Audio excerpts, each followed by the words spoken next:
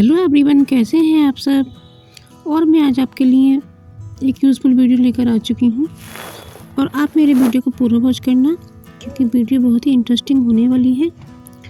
और सबसे पहली टिप है मेरी ये साड़ी को लेकर। ये जो साड़ियाँ होती हैं हमारी सितारे वाली होती हैं या फिर सिल्क साड़ी होती हैं, कुछ साड़ियाँ ऐसी होती हैं कि जिन पर हम सीधा प्रेस नहीं कर सकते और उस पर स्टीम प्रेस की जाती है। तो यदि हमारे घर में स्टीम प्रेस नहीं है तो अब हम क्या करें। तो इसके लिए हमें क्या करना है हम देख लेते हैं। तो ये जो प्रेस होती है हम सीधा साड़ियों पर प्रेस नहीं कर सकते हैं, तो या तो स्टीम प्रेस होनी चाहिए या फिर हम इसके लिए क्या करेंगे, इसके लिए ऊपर रखेंगे हम न्यूज़पेपर और इस तरह से हम फिर उसके ऊपर प्रेस करेंगे तो हमारी साड़ी बिल्कुल भी ख़राब नहीं होगी और बहुत ही अच्छी तरीके से प्रेस हो जाएगी, बिल्कुल स्टीम प्रेस की जैसी प्रेस हो जाएगी। तो इससे हमारे सितारे वगैरह कुछ भी ख़राब नहीं हुए हैं।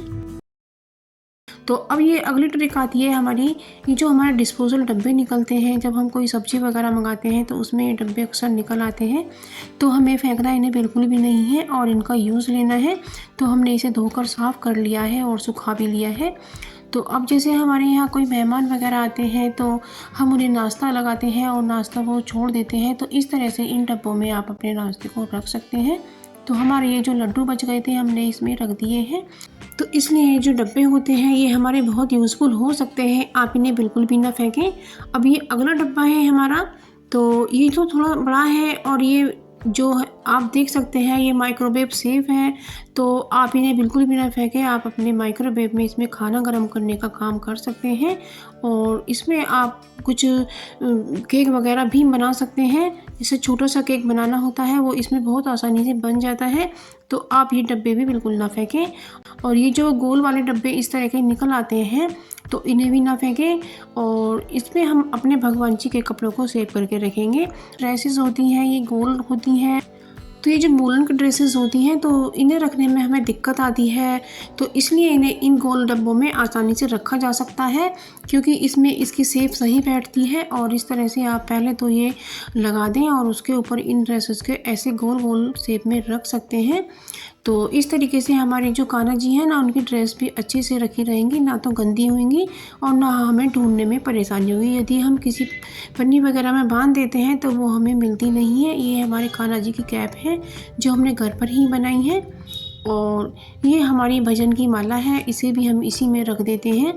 तो इस तरह से आप इस तरह के गोल डब्बों को यूज़ कर सकते हैं, ये बहुत यूज़फुल होते हैं। आप इन्हें फेंकने की गलती बिल्कुल ना कीजिएगा।